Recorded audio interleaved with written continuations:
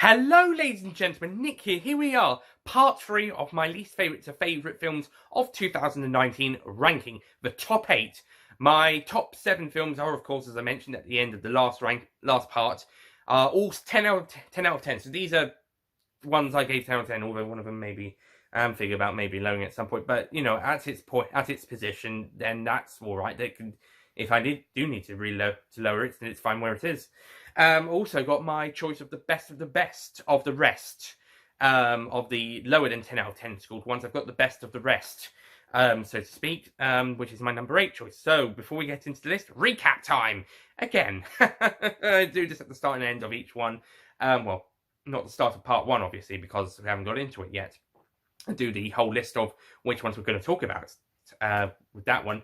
But yeah, I'll do numbers 24 to 24 to 9 to recap, and then we'll do the entire list recap at the very end after we've done 8 to 1. So, number 24, Once Upon a Time in Hollywood. 23, The Secret Life of Pets 2. 22, The Addams Family 2019. 21, X-Men Dark Phoenix. 20, Men in Black International. 19, Tolkien. 18, Terminator Dark Fate. 17, Captain Marvel. So that's all in part 1. 16, Yesterday. 15, Toy Story 4.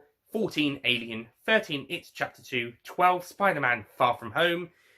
11, Aquaman. 10, A Shaun the Sheep movie, Farmageddon. And 9, The Lego Movie 2, the second part. And those ones are done in part 2. So now it's part 3 and we're on to the top 8. Starting, of course, with number 8 itself. The best of the rest that are not 10 out of 10s. Unless my 7 out of 10 choice gets lowered from a 10 to a 9. In which case, this is the second best of the rest.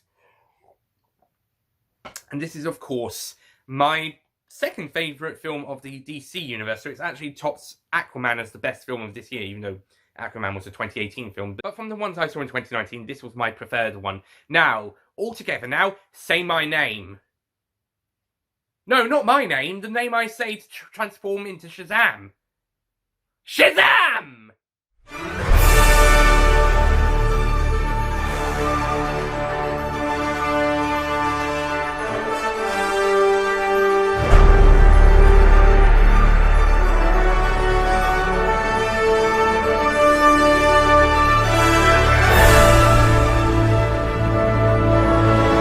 Shazam is my number 8 choice.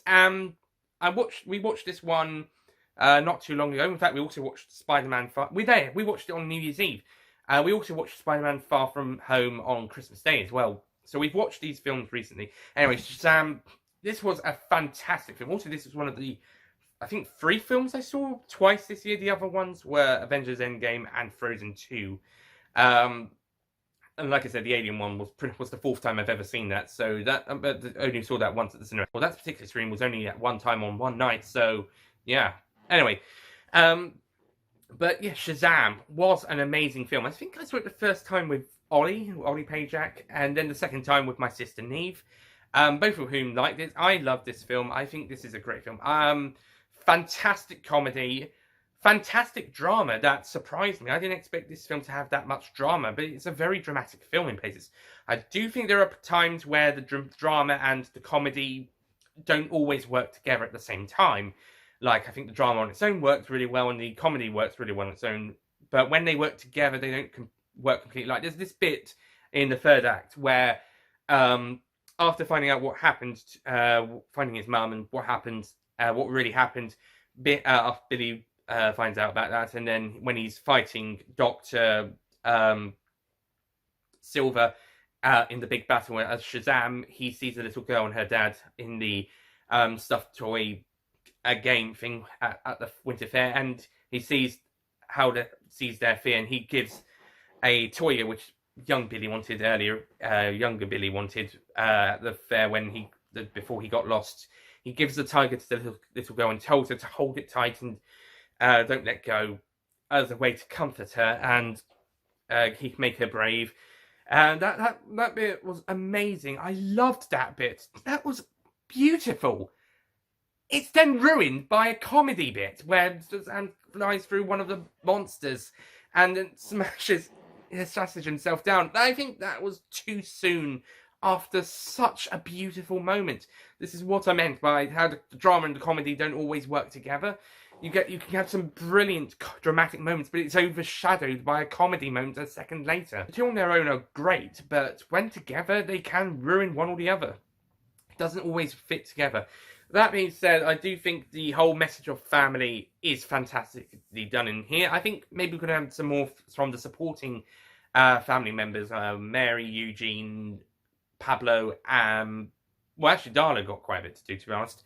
I think those ones could have gone. They could have gone a bit more to do in this film before becoming their Shazam alter egos in the battle. But still, some good interactions between them. And I look forward to Shazam 2, where all 6 members of the Shazam family, both in their younger children form and in their Shazam forms, are going to be getting on really well with each other and exploring more of the dynamic.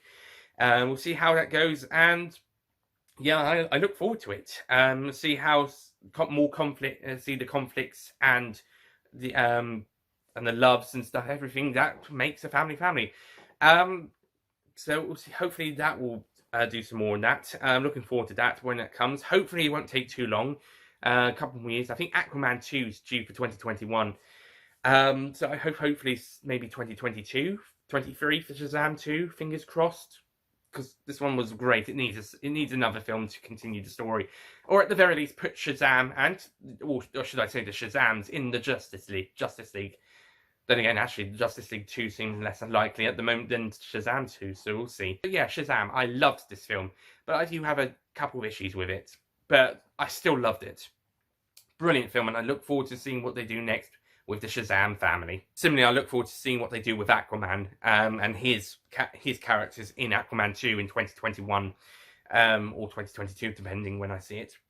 Anyway, moving on to number 7. Now, this one, like I said, is a 10 out of 10 now. It got a 10 out of 10 in the review, but I was initially going for a 9, and it could always drop down to a 9 again. So again, this one's strategically placed in case of that happening on this ranking. Also, if this film was part of the DCEU, then this one would be the best of 2019, but it's a separate film based on a DC character, not tied to the DC Cinematic Universe or DC Universe or whatever they're calling it, that started with Man of Steel. This is Joker.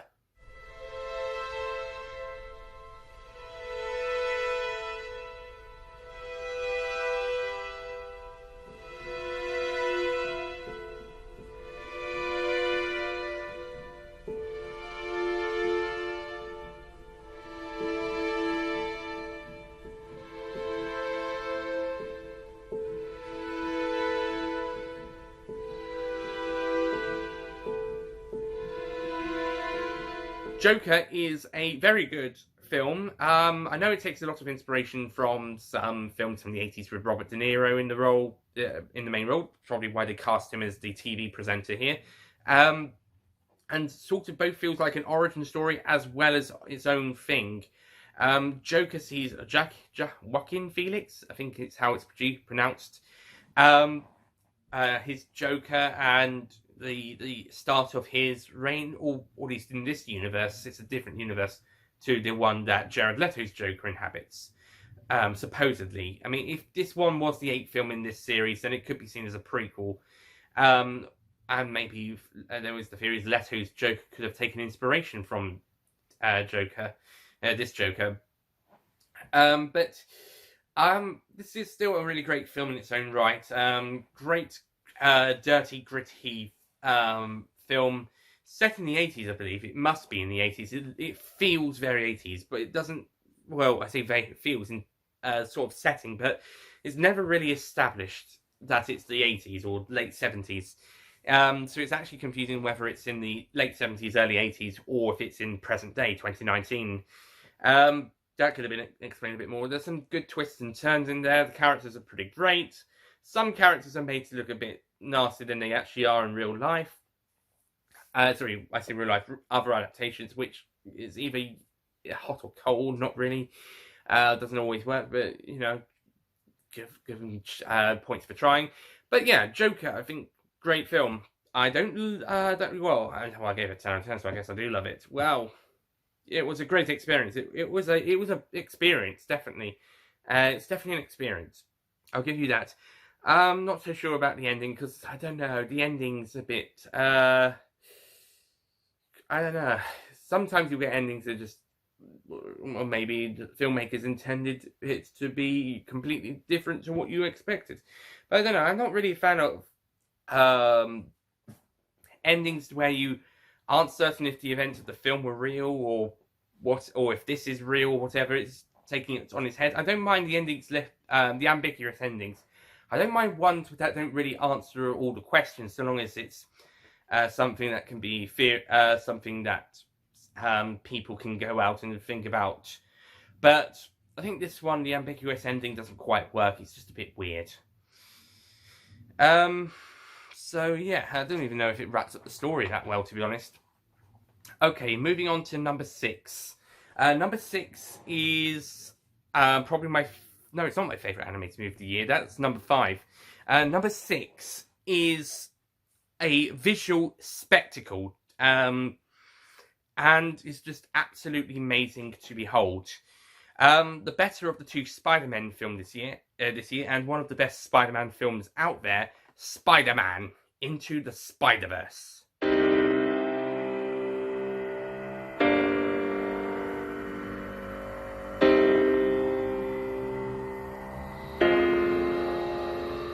I'm not scared of the dark. I'm not running. No, I'm not afraid of the fall. I'm not scared, not at all.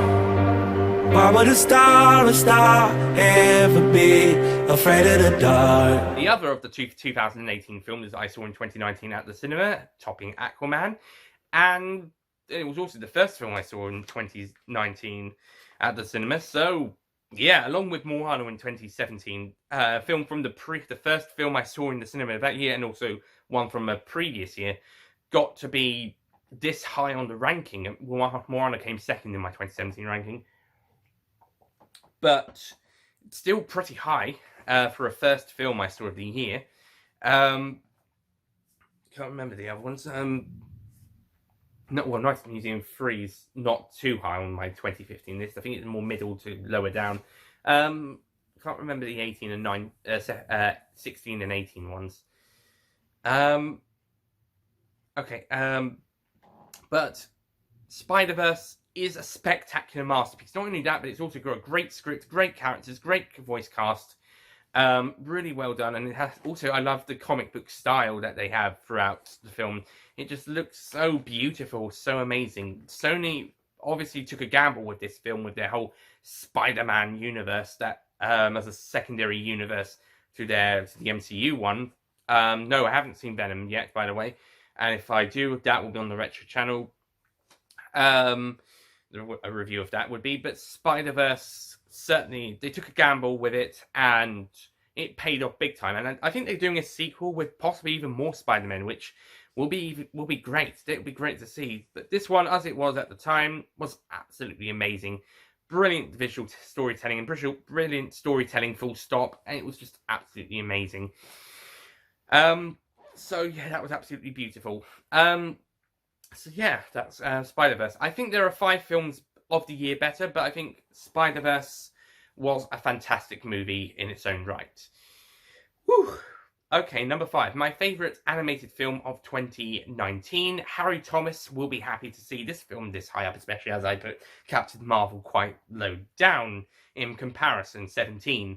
But he'll be glad to know this film is number 5. This is the ending of a great animated trilogy that started off in 2010.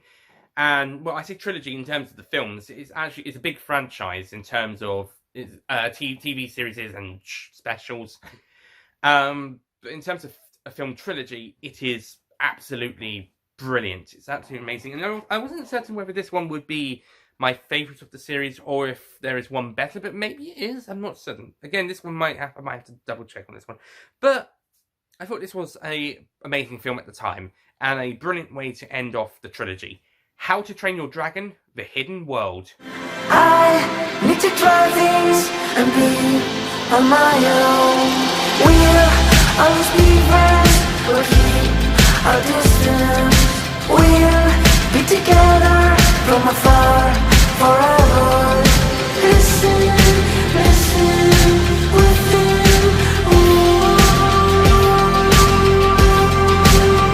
I'm a bit disappointed it doesn't include the number 3 in the title. I mean, you can have numbers in titles. Lego Movie showed you could have the number 2 and then a secondary title afterwards, the Lego Movie 2, the second part. So How to Train Your Dragon, The Hidden World could have been How to Train Your Dragon 3, The Hidden World.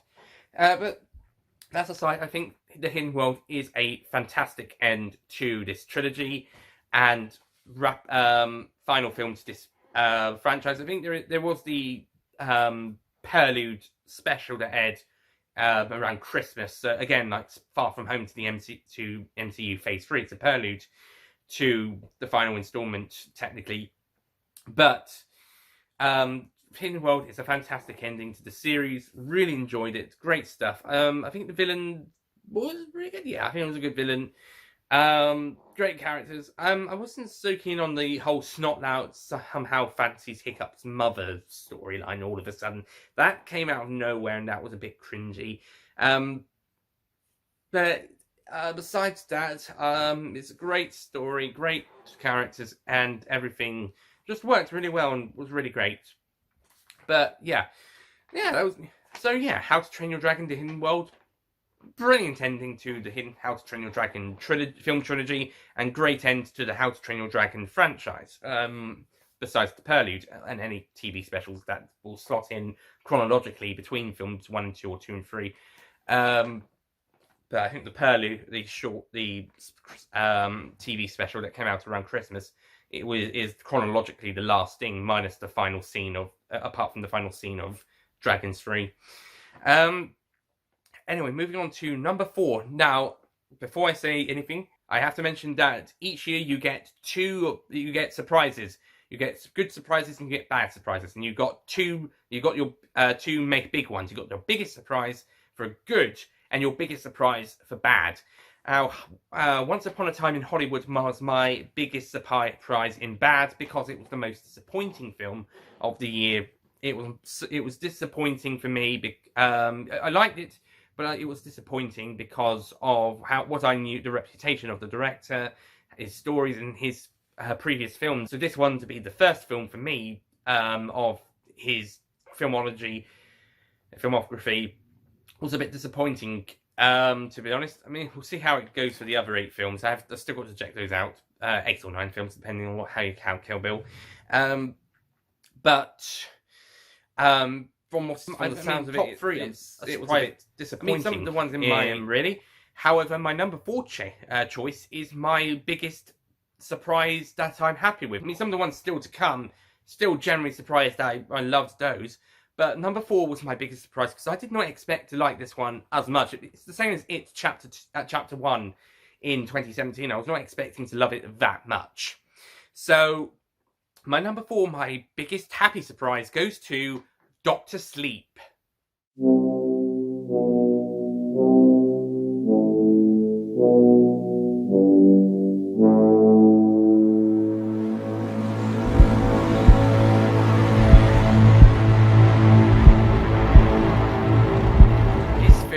The sequel to The Shining, by the way, is brilliant.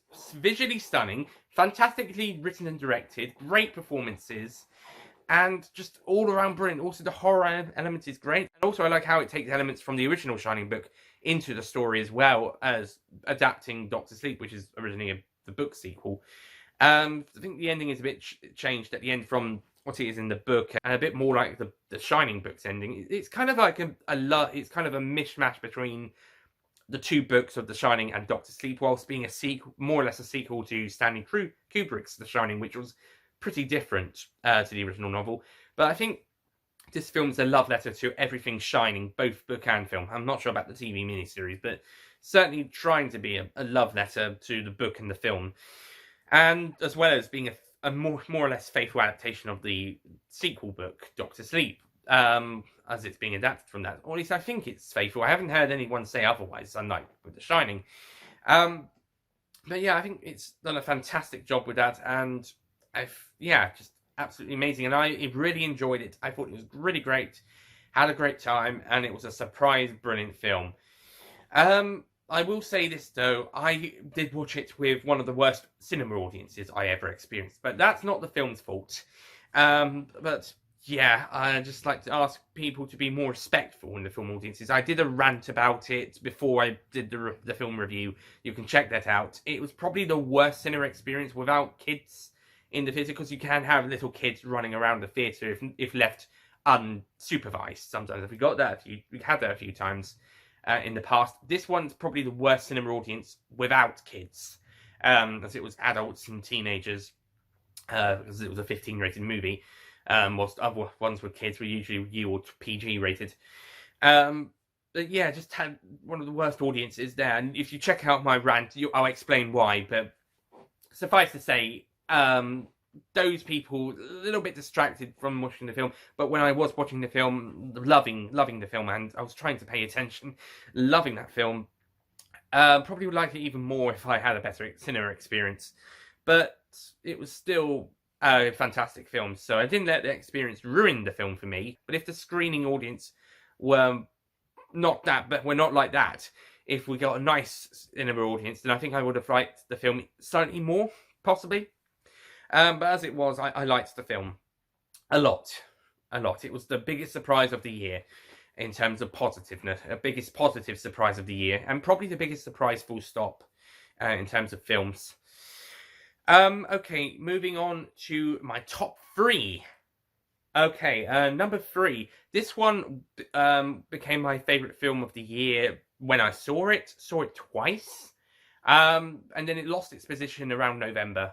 Mid to late November, so it actually held the number 1 film position for about 6 to 7 months, and held the number 2 spot for a month.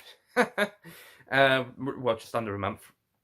Number 3 is the spectacular finale to the Marvel Cinematic Universe's Phase 3, minus the Prelude film, and the fantastic final chapter, or penultimate chapter, of this era of the Marvel Cinematic Universe, Avengers Endgame.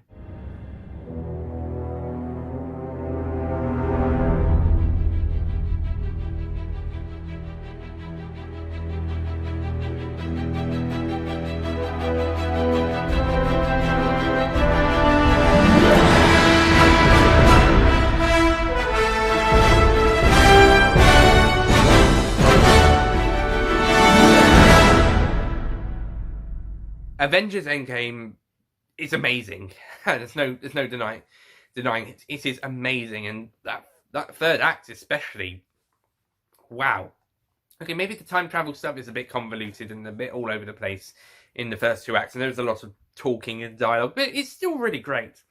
Fantastic characters, best performances from many of them. Even more when we get to the third act. And just a fantastic wrap up. The story is brilliant. The greatest hits stuff is really great, and it just works itself really well. Ties in a lot, and I think I even appreciate the Dark World a little bit more after watching this film for the Dark World, which I hadn't been so keen on before. Then again, I did give it a more positive than I should have done review back last year before seeing Endgame on the Retro Channel. Might need to redo that one, but. Endgame, masterpiece, cinematic masterpiece. The Russo brothers did a fantastic job in making both Infinity War and Endgame so good as they were. They could have easily failed, but they did such a great job with it. And yeah, this is a great ending. Great. If the series was stopping here, if they weren't going with Phase 4, this would be the end. This would be the fantastic ending the series would get. Well, this and Spider-Man Far From Home, but yeah, this is a fantastic finale to the Phase 3 of Phase 3, and also to the Infinity Saga. I'm not sure what the next saga will be, but we'll see. But yeah, just fantastic, absolutely fantastic, and yeah, I look forward to seeing it for a third time on DVD at some point. We watched it. We also gave it a second viewing when we saw it with the extra stuff at the end, which included a sneak preview to Spider-Man Far From Home. Would have been nice if if there was a little bit more stuff like the deleted scene with Tony meeting his grown-up daughter, or a few more deleted scenes, in fact, because we only got the one. We got a Stan Lee tribute, which was great. I think there may have been a slight talking about featurette about the film, making of the film, and the Far From Home preview, because the Endgame doesn't have any post-credit scenes. So they got the preview sort of as the post-credit scene. You get the Spider-Man Far From Home preview for that. We didn't get the poster in R1. I think in American theatres you got an Infinity Gauntlet poster, which I used as the image for my reaction and thoughts video on it on the rescreening. But you know, watching the film again was still really great and really amazing.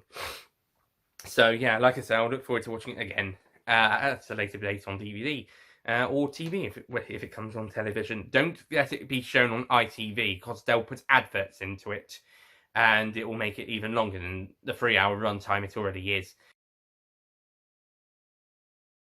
Don't show Avengers Endgame on ITV or Channel 4, because they'll put adverts into it. Give it to BBC One or 2. It can go on BBC 2. Just don't put it on a channel with adverts, because it's too fucking long. Look with what's happening with ITV's got Lord of the Rings. They've got lots of they'll have adverts in it, so they're even longer, and those are the theatrical cuts.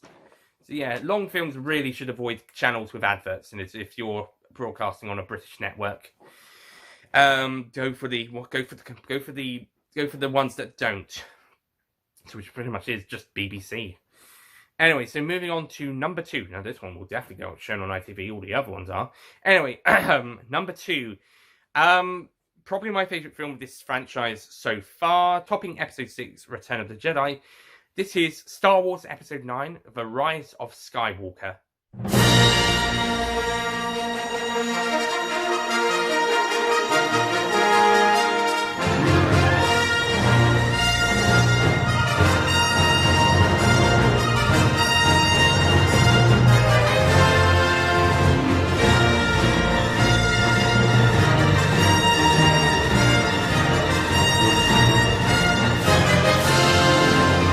Yeah, for me, this is the Avengers Endgame of the Star Wars films. This is a fantastic wrap-up to the 9 Skywalker saga filmed. It's a great ending. I know lots of people aren't so keen on it.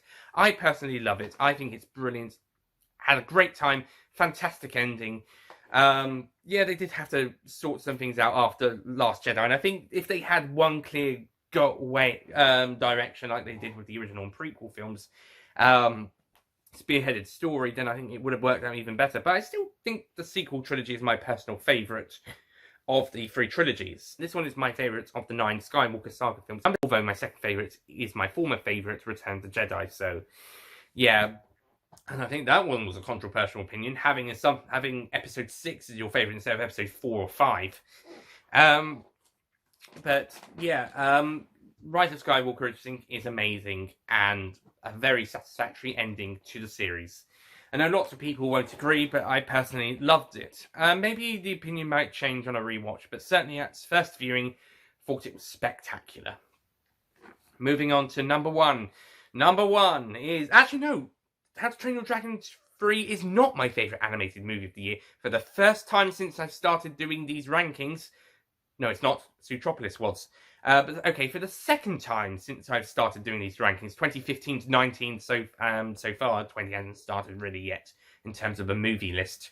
Movies at the cinema list. But from 2015 to 19, this is the second time that an animated movie has come number 1. Although Moana did come number 2 on the 2017 one. 2016's number 1 was Zootropolis, and number 1 of 2019 is another Disney movie, Disney animated classic like Zootropolis and Moana, being a sequel to my favourite animated movie of all time until this film came out, and I liked it even more, Frozen 2. I've had my adventure, I don't need something new. I am afraid of what I'm risking if I follow you into the unknown. Into the unknown. Into the unknown.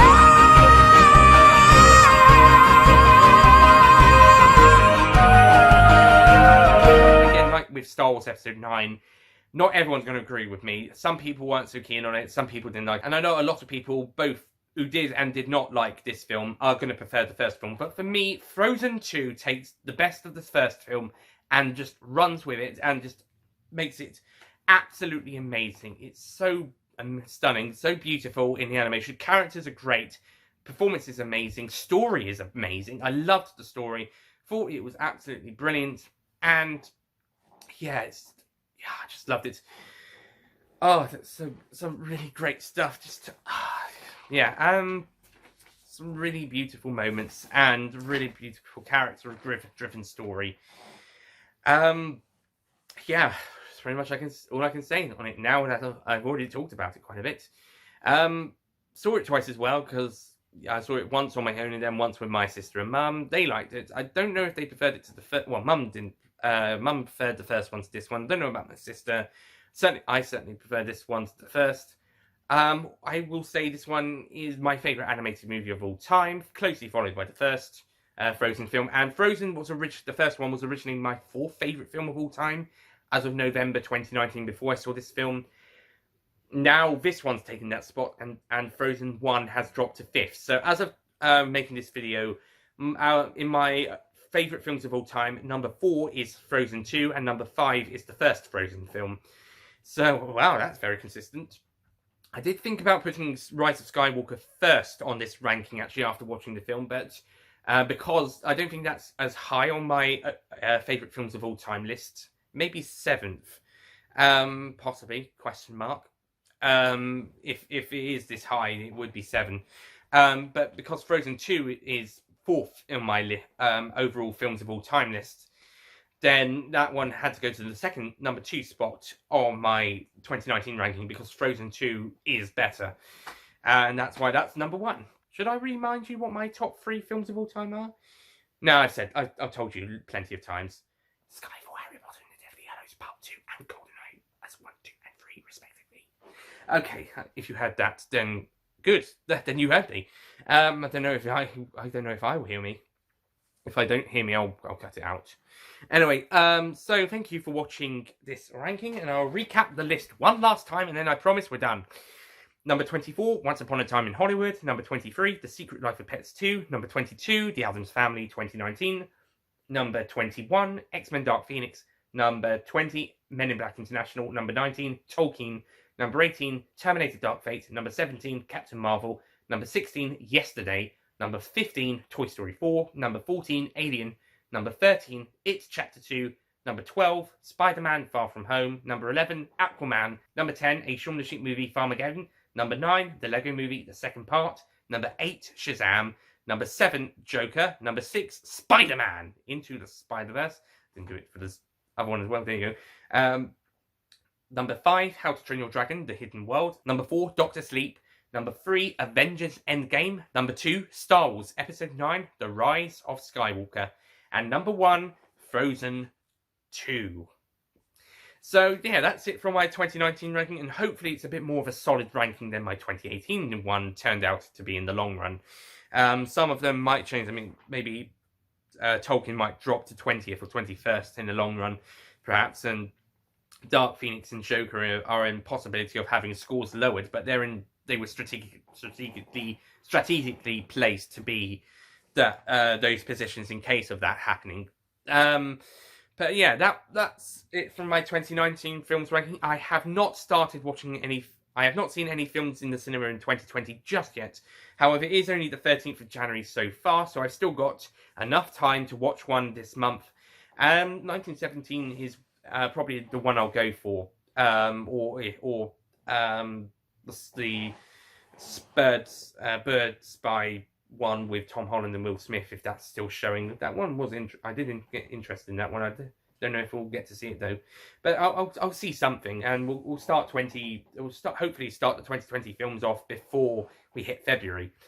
But yeah, anyway, that's it from me. Thank you for watching, and I'll see you guys next time.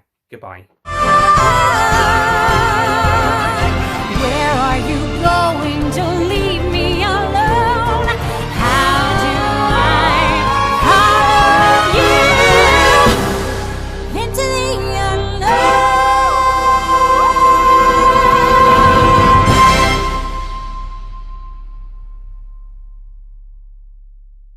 Don't forget to click below to subscribe to the official Nicholas Payne YouTube channel. Well, it's only one night it was actually happening, so... Well, that particularly special screening was only happening one time at one night, so... Okay, so 24, Once Upon a Time in Hollywood. Toy Story 4. So now we're on to the top 8 in part 1. Unless Joker gets lowered from 10 to 1. But this, out of the 20... But from the ones I saw in 2019, this was the one that topped it. But from the ones of 2019... But from the ones I saw in 2019, this one was my preferred one. Shazam!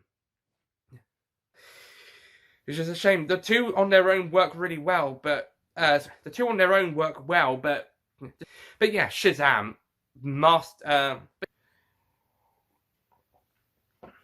So again, this one's strategically. So How to Train Your Dragon could have been How to Train Your. So How to Train Your Dragon: The Hidden World could have been How to Train Your Dragon 3: The Hidden World.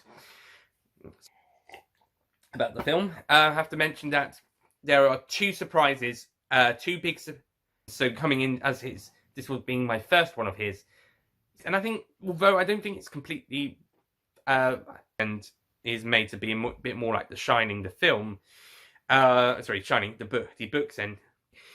But it probably would have been even slightly even better if it wasn't. So if it wasn't ruined for me. But if the experience was better, then I think the film. But if the experience was better.